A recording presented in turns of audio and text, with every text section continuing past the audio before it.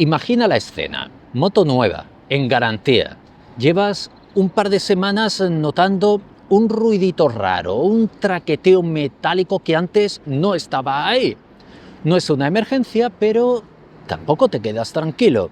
Así que vas al taller del concesionario, le explicas al mecánico con todo el detalle del mundo qué pasa, cuándo ocurre, cómo suena. Y el tipo te mira, asiente un par de veces con la cabeza y te dice: es normal, normal. Ya. Y sales de allí con la moto y con esa sensación de será normal, pero este ruidito no estaba antes, ni me parece normal. Apuesto a que todos hemos pasado por algo similar. La respuesta del taller o del concesionario no termina de convencernos. Hoy hablaremos de 5 señales, 5 situaciones reales que he vivido yo mismo en mis carnes o que me han contado charlando con uno y con otro.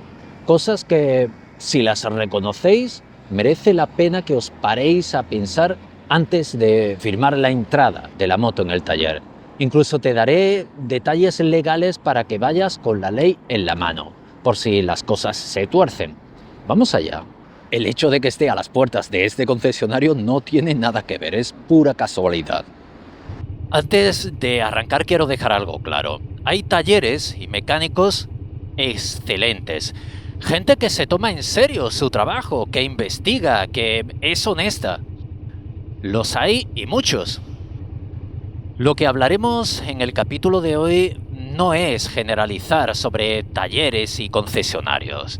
Es tan solo que cuando llegas a un taller nuevo, uno que no conoces, tú no sabes lo que te vas a encontrar. Y ahí conviene ir con cautela. No con desconfianza, sino con cautela, que no es lo mismo. Os voy a dar también un truco que con el tiempo he aprendido a valorar mucho. Fíjate en cómo te recibe el mecánico cuando entras. No en lo que dice, sino en cómo lo dice. ¿Te mira directamente cuando le estás explicando el problema o está mirando hacia otro lado del taller mientras asiente con la cabeza? ¿Se acerca a la moto mientras habla, con curiosidad? ¿O se queda plantado, con los brazos cruzados, esperando a que termines? Esos 2 segundos de la primera impresión te dicen muchísimo sobre lo que va a pasar después. No siempre, ojo, pero sí con mucha frecuencia.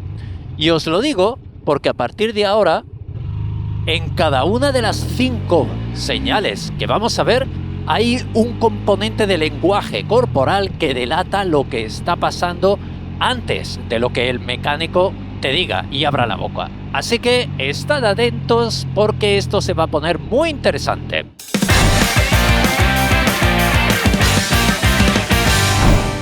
Primera señal, y la más clásica de todas. Llevas tu moto nueva al taller con un ruido, con algo que no te encaja, y la respuesta te la dan en menos de 3 segundos. Es el rodaje, es normal. El rodaje. La excusa que todo lo puede. Si la moto tiene 300 kilómetros, está en rodaje. Si la moto tiene 1500, todavía está asentándose. Si tiene 4000, bueno, estos motores son así. El rodaje sirve para todo. Y dura lo que haga falta. Y mira, el rodaje existe. Las primeras horas son importantes. Nadie lo discute, pero hay una diferencia enorme entre los pequeños ajustes normales de una moto y un ruido que suena como si alguien hubiera metido una tuerca suelta dentro del motor. Vale, que quizás exagero, pero ya me entendéis. Pero, ¿por qué se usa tanto esta excusa? La del rodaje. La explicación que yo le doy es la siguiente. Si el concesionario reconoce que hay un defecto de fábrica, tiene que haber un proceso de garantía. Y eso significa papeleo, informes técnicos, tramitación con el fabricante, más trabajo con bolígrafo en mano que no se cobra. Y encima cobran menos horas de mano de obra que una reparación normal. Lo que oyes, cuando la moto va al taller por garantía, la marca paga al mecánico menos de lo que el mecánico te cobra a ti. Así que la solución más cómoda es decirte que ese ruidito es normal y así te vas para casa. Y el taller no pierde ni tiempo ni dinero. Otra frase típica. No, tenemos muchas de estas, pero todas suenan igual. Y es verdad, el mecánico tiene allí una hilera de motos infinita. Pero, ¿las has escuchado tú? No, ¿verdad? Pero él trabaja allí, tiene autoridad. Y lo normal es creerle. Y entonces empiezas a pensar, quizás soy yo, a lo mejor estoy exagerando. Igual es lo que dice el mecánico, que todas suenan igual. Y ese es exactamente su objetivo. Porque en el momento en el que dudas lo que tú estás diciendo, la conversación termina. Fin. Te vas con la moto y con el ruidito para casa. Pero hay una cosa que puedes hacer antes de cruzar el concesionario o justo antes de salir. Algo que vale mucho más que cualquier argumento. Pregunta a otros propietarios que tengan la misma moto que tú. No a moteros en general, sino a gente con tu modelo, con tu año, tu moto. Los foros especializados, en los grupos de Facebook, canales de Telegram de la marca, ahí están llenos de gente con la misma máquina que tú. Gente que conoce los ruiditos, cada tic, tic, tic, tic. Si ese ruido es propio del modelo, ya alguien lo habría escuchado. Pero si nadie lo ha visto, ya tienes ahí la respuesta. Porque la diferencia entre es que todas suenan así y es que ninguna suena así es exactamente el empujón que necesitas antes de que la conversación con el mecánico acabe. Y si el mecánico dice que es normal, importantísimo esto. Pídele que te explique por qué, con detalles, sin prisa, que tú le entiendas. La mayoría de las veces no va a poder explicar lo inexplicable. Y el lenguaje corporal del mecánico es muy reconocible, por cierto. Cuando un mecánico te dice es normal, con convicción, lo que suele hacer es inclinarse hacia la moto, o señalarla, o incluso pedirte que la arranques para escucharla juntos. Ves que hay curiosidad, que hay interés en confirmar lo que él está diciendo. Pero cuando es una excusa para quitarse el problema de encima, la respuesta llega antes de que hayas terminado de hablar. A veces, incluso levanta la mano, como cortando tu explicación. Y su cuerpo empieza a apuntar hacia otra dirección, a apuntar hacia otra moto, o hacia dentro del taller, a cualquier sitio menos hacia ti o a tu moto. Solo hace falta fijarse.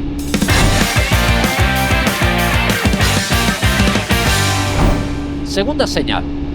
Este es especialmente interesante. Llevas la moto por un problema intermitente. A veces falla, a veces no. Y te dicen, hay que diagnosticarlo. Vale, perfecto. Dejas la moto. 2 días después te llama. Pues de momento no hemos encontrado nada, pero hemos hecho diagnóstico y la hemos metido en la maquinita. Factura. Te llevas la moto. Y el problema vuelve. La llevas otra vez. Normal. Pues tenemos que volver a diagnosticar metiéndola en la maquinita. Y así entras en un bucle que podría durar años. Diagnóstico, factura, problema. Diagnóstico, factura, problema.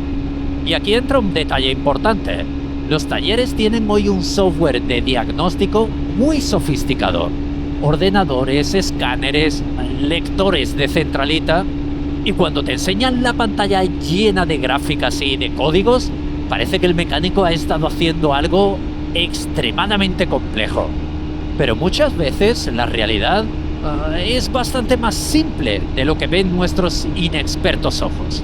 Conectar el escáner lleva 5 minutos y leer los códigos otros 5. Y en muchos casos el diagnóstico termina ahí. Pero en la factura aparece 1 o 2 horas. ¡Toma ya! ¿A dónde se han ido esas 2 horas? Buena pregunta. Para tu tranquilidad, lo que deberías pedir siempre, los códigos de error concretos. Si los hubiera, y no un... hemos hecho un diagnóstico. Los códigos, los registros, las fechas, los datos del sensor que ha generado el fallo, el papel impreso de haber realizado el diagnóstico, grapado con tu factura, que por eso has pagado. Esa información es tuya. Si el problema existe, la moto deja rastro, y si no hay rastro, alguien tendrá que explicar qué se ha estado diagnosticando exactamente durante esas horas, porque la diagnosis es un procedimiento rápido. El lenguaje corporal del diagnóstico fantasma es el siguiente. Cuando te llaman para decirte que no han encontrado nada, fíjate cómo te explican lo que han estado haciendo. El mecánico honesto que no ha encontrado el fallo suele estar incómodo. Le fastidia no haber encontrado la causa. Te lo explica con cierta frustración y normalmente te propone algo concreto para el siguiente paso, pero el que te está facturando horas sin mucho fundamento tiene una actitud diferente, más relajada, casi administrativa. Te dice lo que no han encontrado con el mismo entusiasmo, como te diría el tiempo que hace, sin incomodidad alguna, como si no encontrar nada fuera lo más normal del mundo y no merece la pena dar más explicaciones, pues esa calma donde debería haber cierta inquietud o molestia profesional debería notarse.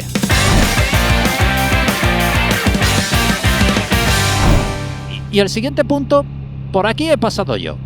Mira, llevas la moto, algo claramente mecánico que notaba, y el mecánico con toda la tranquilidad del mundo y con cara de... Esto es evidente. Te dice... Esto suele pasar cuando se conduce así. O... Es que tu estilo de conducción fuerza el embrague. O, en mi caso, explicarme cuándo y cómo meter el punto muerto. Anda. De repente el problema ya no es mecánico, el problema eres tú. Y funciona. Y funciona porque el mecánico tiene uniforme y un taller lleno de motos, y tú eres solo un cliente, un pardillo que viene con dudas. Ay, y entonces hay una vocecita dentro de ti que te hace dudar y empiezas a decirte a ti mismo, ay, igual sí, igual la he liado yo sin darme cuenta.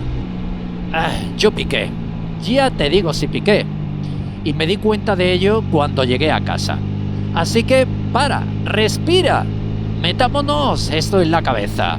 La mayoría de los fallos mecánicos no tienen nada que ver con el estilo de conducción. Un ajuste o un muelle defectuoso nada tiene que ver con cómo cambias de marcha. Un sensor mal ajustado no tiene nada que ver con tu forma de acelerar. Un fallo electrónico no depende de cómo te sientas en la moto. Y así 1000 ejemplos más. O pídele a un amigo que conduzca tu moto para replicar lo que tú notas. Así sales de dudas y te plantas en el taller con tu amigo. Mucha casualidad sería que tu amigo y tú no sepáis meter marchas. Y si el mecánico insiste, que es cosa tuya, dile que te lo ponga por escrito en el informe, con detalle, que explique exactamente qué comportamiento tuyo está causando ese problema concreto, por si tienes que pedir una segunda opinión. Y claro, sus argumentos pueden verse entredicho entre compañeros mecánicos. Y si te culpa de no estar cuidando tu moto, la mejor defensa que aquí hay es el historial. Facturas, fechas, kilómetros, fotos de revisiones, que cuando tienes ese resultado, el argumento de mantenimiento deficiente se cae solo. Aquí el lenguaje corporal es especialmente interesante porque es el más evidente. Cuando la culpa se intenta desplazar hacia ti, hay una postura bastante curiosa. El mecánico se viene arriba como si creciera, o se apoya en la moto, o en algún sitio, como ocupando más espacio, haciéndose más grande. Su voz baja un tono, se vuelve más pausada, más didáctica, como el profesor explicando algo evidente a un alumno que no llega. Eso es una postura de autoridad deliberada. Es un mensaje no verbal. Yo sí sé. Tú no sabes. Y funciona precisamente porque no es invasivo, no te está faltando al respeto, pero te está colocando en una posición de inferioridad técnica antes de que puedas debatir nada. La respuesta más definitiva es exactamente lo contrario. Relájate, asiente despacio y hazle una pregunta muy concreta. Entiendo. ¿Y eso que me dices, puedes ponerlo por escrito en el informe? Su actitud, tras su sugerencia, apuesto a que será muy reveladora.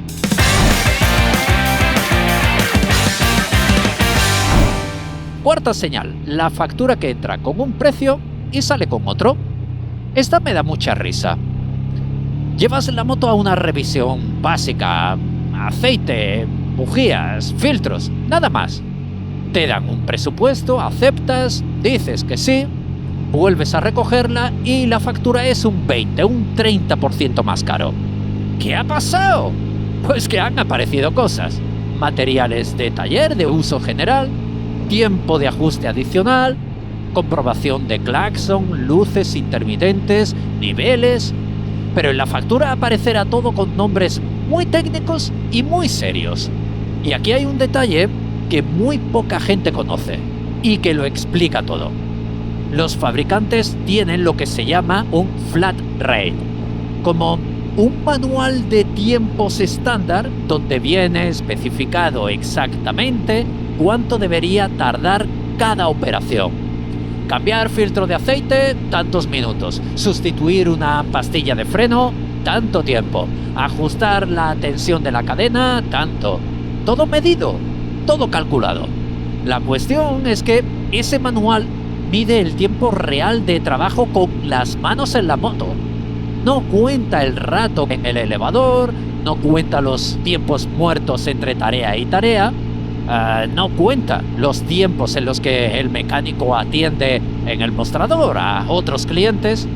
Así que cuando en la factura ves que hay cifras que no cuadran según el flat rate, no es que hayan inventado trabajo, es que han cobrado los tiempos de espera como si fueran tiempos de ejecución. La siguiente vez que recojas la moto, compara lo que pone en la factura con los tiempos del manual en tu moto. Las marcas más respetables tienen ese flat rate publicado y a veces la diferencia es bastante evidente. Ojo, que quizás alguna de esas tareas que aparecen en las facturas pueden ser reales. No digo que no, pero si durante la revisión detectan algo que arreglar, tienen que decírtelo. Por ley, tienes que poder decidir si quieres que lo hagan o no. El problema es cuando esos extras aparecen directamente en la factura, sin que nadie te haya llamado. Con la ley en la mano, está todo muy claro. Real Decreto 1457/1986, del 10 de enero. El presupuesto es vinculante. Al firmarlo, se convierte en contrato. Y se debe hacer lo que figura ahí, no más. Obligación de notificar vicios ocultos o extras. El taller debe llamarte, explicarte, informarte y decirte cuánto cuesta. Tú debes aceptar para que continúe la reparación. Si te amenaza con no devolverte la moto si no pagas, falso. El derecho de retención no es absoluto. Si el importe extra no fue autorizado por ti, amenázale tú con que el taller está incumpliendo la ley. Memoriza esto o guarda el vídeo, porque no se sabe cuándo hay que echar mano de la ley. Y una cosa muy sencilla que cambiará completamente las ganas de querer colártela es que antes de dejar la moto, pídeles que te guarden las piezas sustituidas. Que tienes curiosidad y quieres ver el estado de desgaste o de uso de esas piezas. Los filtros viejos, las pastillas, las bujías o lo que sea que hayan cambiado. Así confirmas que realmente la han cambiado. Y cuando pides estas piezas, los extras e innecesarios desaparecen, solos, no sé por qué. El momento de entregar la factura tiene su coreografía. El mecánico o el recepcionista te pone la factura delante con una confianza llamativa. ¡Bam! Ahí la llevas. A veces incluso hasta ya llevan el datáfono en la mano antes de que hayas visto la factura y mucho menos leerla. Es la velocidad del que no quiere que leas demasiado, de que no veas los conceptos. Cuando empiezas a leer despacio, señalas una línea y preguntas ¿esto qué es exactamente? Verás una pausa brevísima. Y si te llega una explicación, va a resultar ser más complicada de lo que es. Mira, muy sencillo, párate, lee la factura sin prisa, en silencio, de arriba a abajo, sin decir nada, solo leyendo. Ese silencio tuyo genera una incomodidad al otro lado del mostrador que es inversamente proporcional a lo limpia que es la factura. Si todo está bien justificado, no hay incomodidad. Si hay conceptos que no se sostienen, ese silencio habla solo.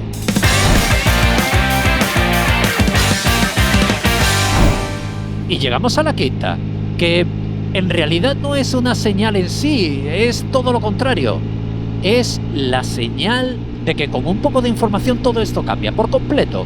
No hace falta convertirse en mecánico, no hace falta saber desmontar un motor. Con tener 4 conceptos claros, el mantenimiento básico de tu moto, qué son los códigos de error de tu modelo, cuánto vale la hora de mano de obra por ahí, por tu zona, esto ya es suficiente para que la dinámica con el taller sea completamente distinta. Estar informado vale oro. Por eso, en este canal, me gusta abordar de vez en cuando estos asuntos. Motos, talleres, garantías, seguros. No podré ayudarte como sacar rodilla, pero haré mis intentos para darte trucos y pistas para evitar sustos. Para ti y para tu bolsillo. Y si te queda la más mínima duda sobre una reparación, busca una segunda opinión en un taller independiente. No para arreglarlo allí necesariamente, solo para que alguien externo te confirme si el diagnóstico tiene sentido. Aunque tengas que pagarle, yo qué sé, media hora de mano de obra, mejor pagar media hora de asesoramiento que 2 horas en... a saber qué. Y recuerda que nadie conoce tu moto mejor que tú porque la conduces día a día. Sabes cuando algo no va bien. Chavalillas y chavalillos, eso es todo por hoy. Lo dije al principio y lo recalco al final. Hay talleres y mecánicos que son una joya y muy profesionales. O estamos frente al mecánico de confianza de toda la vida. Obviamente no habría razones para desconfiar, pero cautela en esas primeras visitas a los talleres. Cautela, que a fin de cuentas es observación para evitar errores y problemas.